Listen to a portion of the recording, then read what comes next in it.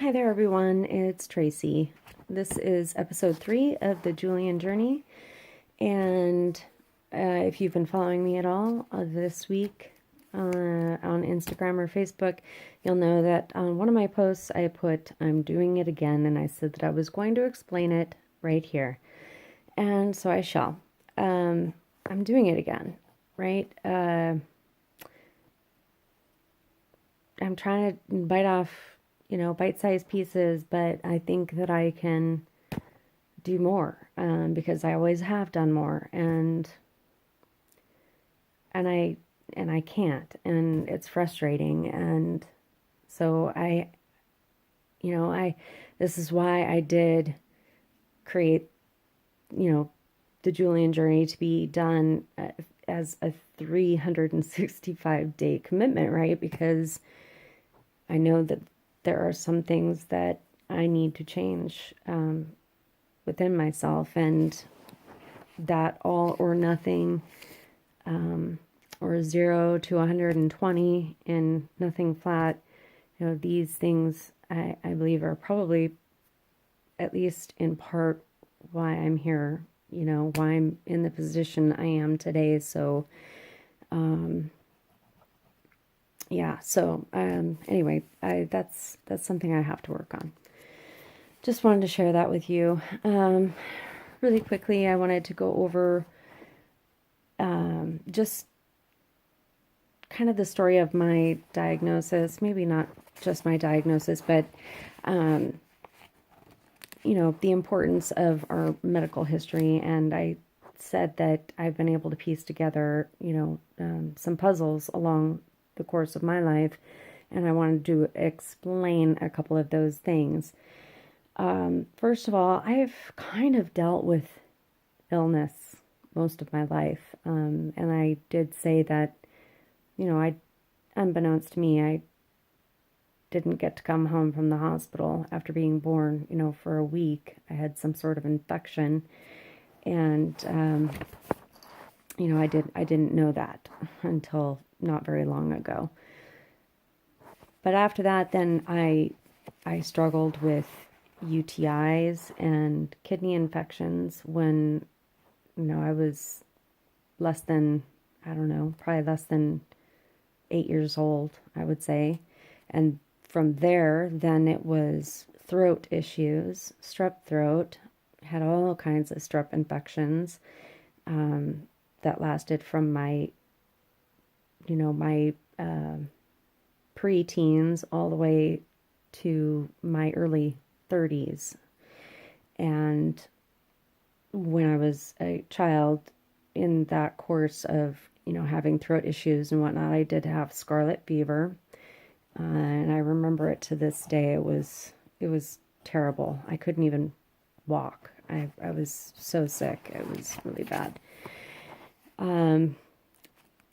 From there, I in my 20s, after getting married and whatnot, I was, childbearing years, and after my first daughter, I I have 4 children, and in between each child, I had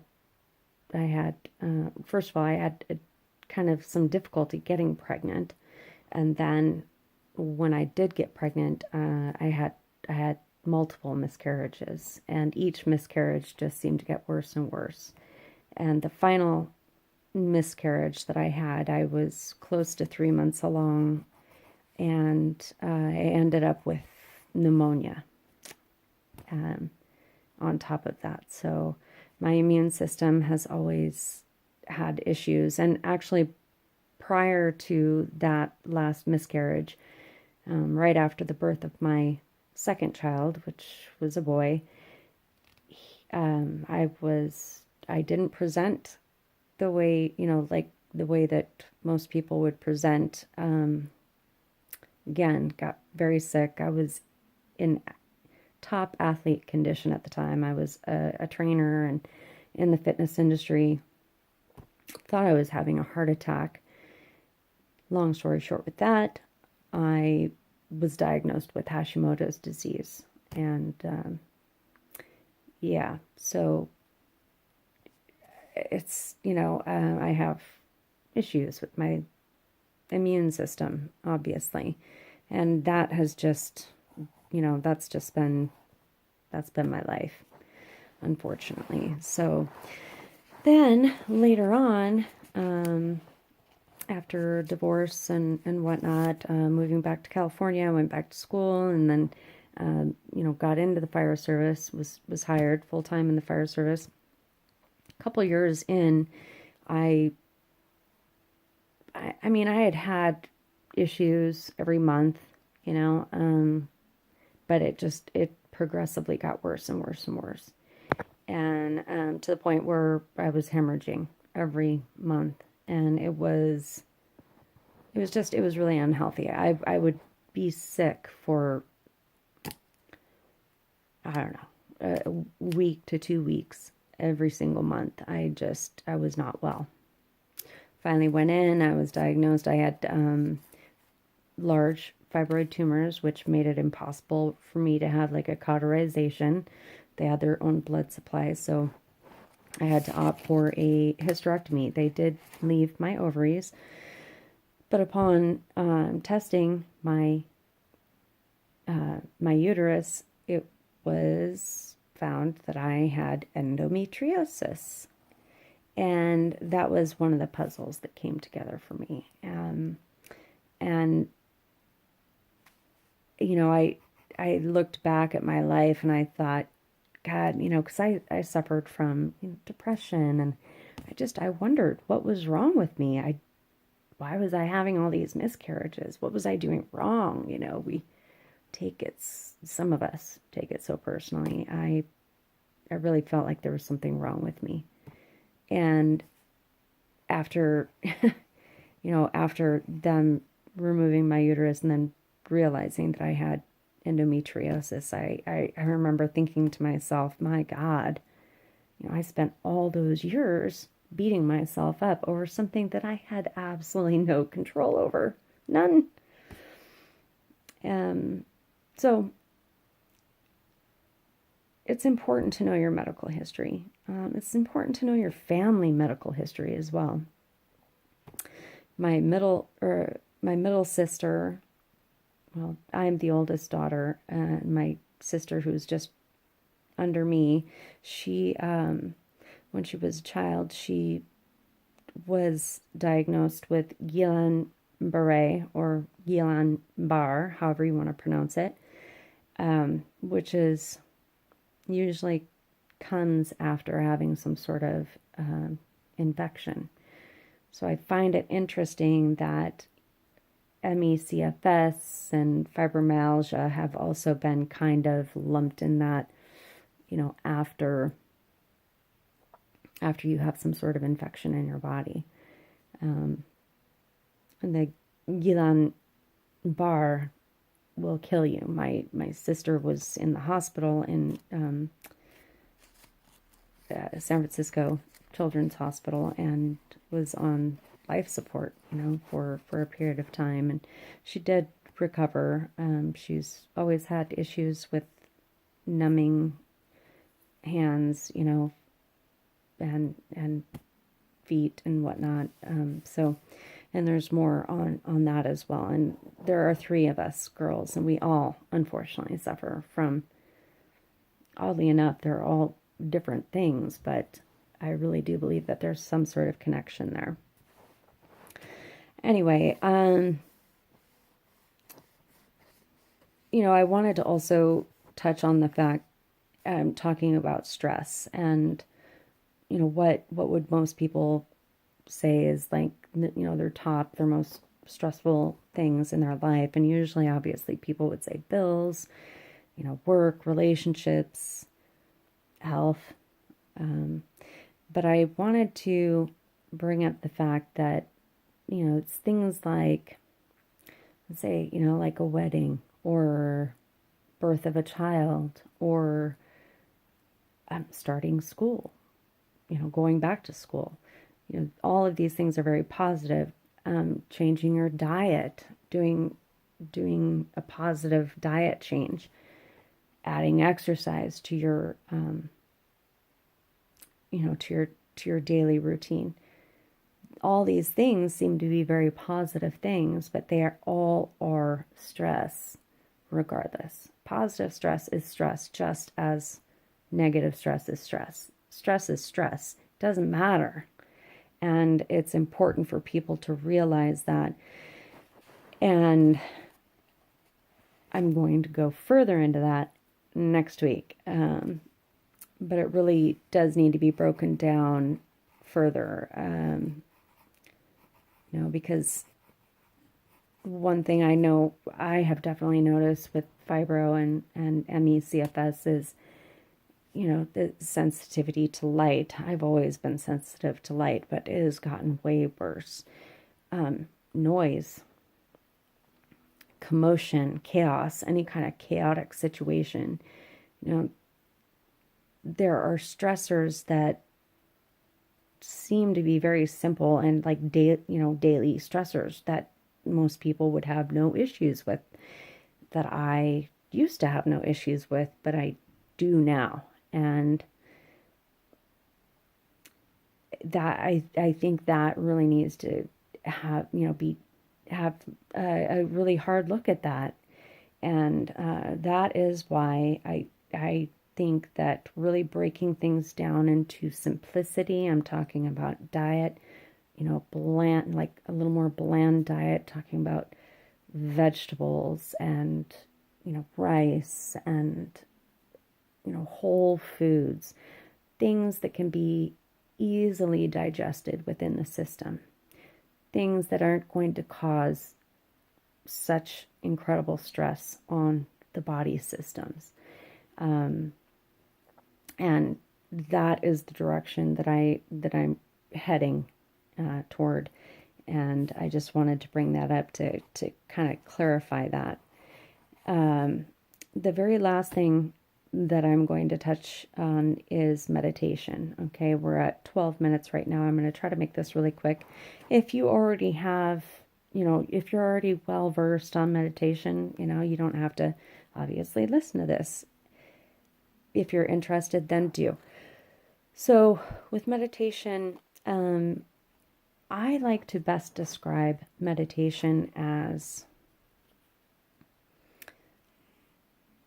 it's quieting the mind, quieting all of the external stuff, and being able to really center and leave yourself open for, what your higher power is trying to speak to you. A way that I like to kind of describe it is, when people think of prayer in my mind is, us speaking to our higher power. Oh, please, whatever the prayer might be, it is us speaking to our higher power. Meditation is quieting, not speaking, not asking for anything, not anything like that. So it's quieting down enough to be able to have the higher power speak to you. So it's a listening mechanism rather than,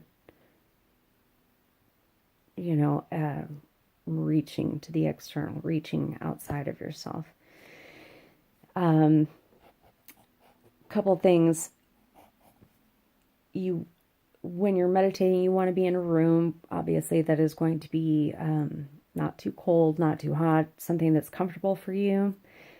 You can use music if you want to, or not. Do the candle or not, or incense or not, however you want to set up your space and make it comfortable, that is totally up to you.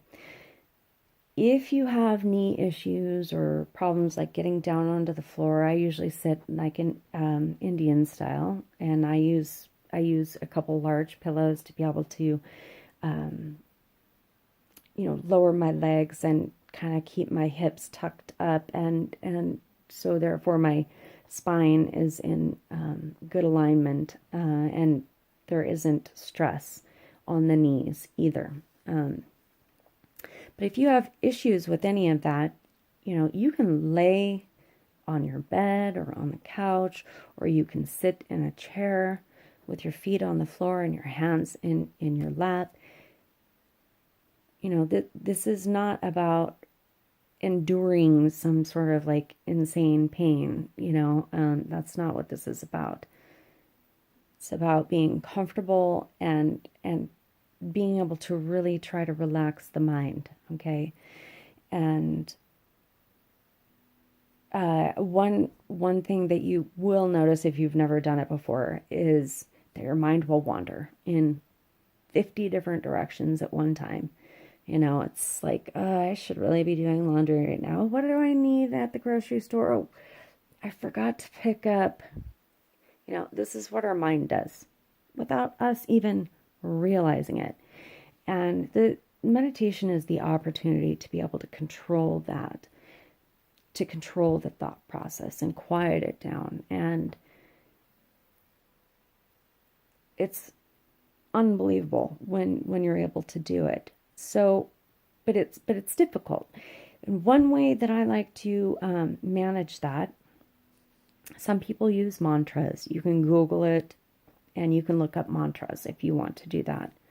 You can use a vocal like note if you want to hold a note, like you